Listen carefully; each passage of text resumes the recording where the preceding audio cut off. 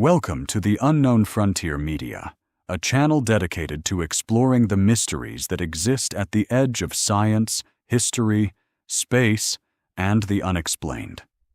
Through carefully researched documentaries and thought-provoking investigations, we examine some of the world's most intriguing mysteries while separating established facts from extraordinary claims.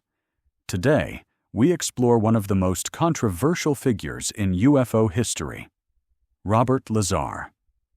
In the world of UFOs, few names are as controversial, or as influential, as Robert Lazar. For more than 3 decades, Lazar has maintained a remarkable story, that in the late 1980s, he worked at a secret facility near Area 51, where the United States government was attempting to reverse engineer extraterrestrial spacecraft. Supporters consider him one of the most important whistleblowers in modern history. Critics argue that his claims lack sufficient evidence and remain unproven. Yet despite decades of scrutiny, Robert Lazar's story continues to captivate millions around the world. It all began in the late 1980s. Before becoming associated with UFOs, Lazar worked in scientific and technical environments, including work connected to Los Alamos National Laboratory. Known for his fascination with physics and engineering, he gained attention for unusual projects and innovative experiments. According to Lazar, his life changed when he was recruited for a classified project through a series of interviews connected to EG&G special projects, a contractor involved with highly secret government programs. The job description was vague. He was told he would be working on advanced propulsion systems at a remote test site in the Nevada desert. Only later, he claims, did he discover the true nature of the assignment. Lazar says he was transported to a secret installation known as S4, a facility allegedly located south of the famous Area 51 complex. At first, nothing seemed unusual. But then he entered a hangar and saw something that would change his life forever. Sitting inside the facility was what he describes as a flying saucer. Unlike the sleek spacecraft of science fiction films, this object appeared real, physical, and operational. It wasn't merely a concept or blueprint. It was hardware. Lazar claims that his assignment involved studying the craft's propulsion system. According to his account, the technology operated on principles far beyond anything publicly known at the time. At the center of the craft was a small reactor powered by a stable version of Element 115, a chemical element that had not yet been discovered by mainstream science. The reactor allegedly generated its own gravitational field. Instead of using conventional engines, fuel, or thrust, the craft manipulated gravity itself. This allowed it to move without wings, propellers, or visible exhaust. The concept sounded impossible. Yet Lazar insists he witnessed demonstrations of the technology firsthand. According to his description, the craft could hover silently, accelerate instantly, and perform maneuvers that would destroy any conventional aircraft. Even more remarkable were the claims surrounding the craft's interior. Everything inside was curved. There were no sharp edges, no familiar controls, and no recognizable technology. 3 small seats surrounded the central reactor. The dimensions suggested that the craft's occupants would have been significantly smaller than humans. Lazar says he was informed that the craft originated from the Zeta Reticuli star system, located approximately 30 light-years from Earth. However, he has repeatedly acknowledged that this information came from briefing documents and could not be independently verified. Whether it was genuine information or deliberate misinformation remains unknown. As the project continued, Lazar says he and other scientists attempted to understand how the reactor functioned. Progress was slow. The technology appeared so advanced that conventional scientific understanding offered few clues.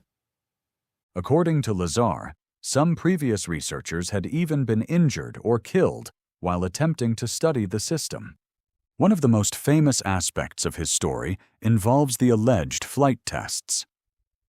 Lazar claims he witnessed several demonstrations of the craft in operation. He described seeing a saucer rise silently from the desert floor and move effortlessly through the air.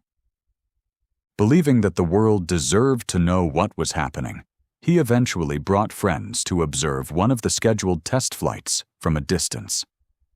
Some of those observations were captured on video and remain part of the public record surrounding his claims. The consequences were immediate. Security personnel reportedly discovered the unauthorized observations.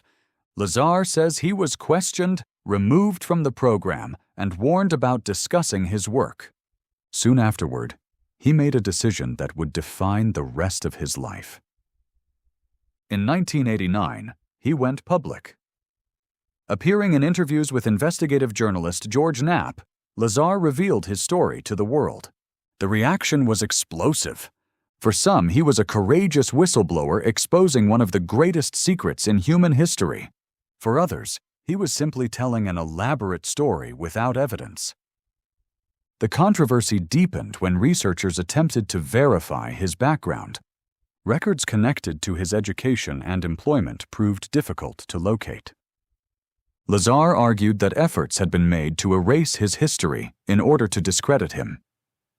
Skeptics countered that missing records raised serious questions about his credibility. The debate continues to this day.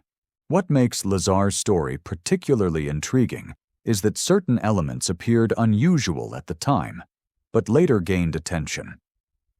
For example, he spoke extensively about element 115 years before scientists officially synthesized the element, now known as moscovium. However, the isotopes created in laboratories have proven highly unstable, unlike the stable version Lazar described. Supporters point to this as evidence that he knew something unusual. Critics argue that the existence of element 115 alone does not validate his broader claims. In recent years, renewed government interest in unidentified aerial phenomena has brought Lazar's story back into public discussion. The release of military videos, congressional hearings, and official investigations into unexplained aerial objects have caused many people to revisit claims once dismissed outright. Still, no public evidence has emerged that conclusively confirms Lazar's account. Today, Robert Lazar remains one of the most polarizing figures in UFO history. Was he part of a secret program attempting to reverse engineer non-human technology? Did he witness advanced aerospace systems hidden from public view? Or is there another explanation entirely? More than 30 years after he first spoke publicly, those questions remain unanswered. What is undeniable, however, is the impact his story has had on public awareness of Area 51, government secrecy, and the possibility that humanity may not be alone. Whether viewed as whistleblower, witness, or mystery, Robert Lazar occupies a unique place in the history of the UFO phenomenon. And for many, his story remains one of the most fascinating unsolved mysteries of our time. This is the Unknown Frontier Media, exploring the edge of reality.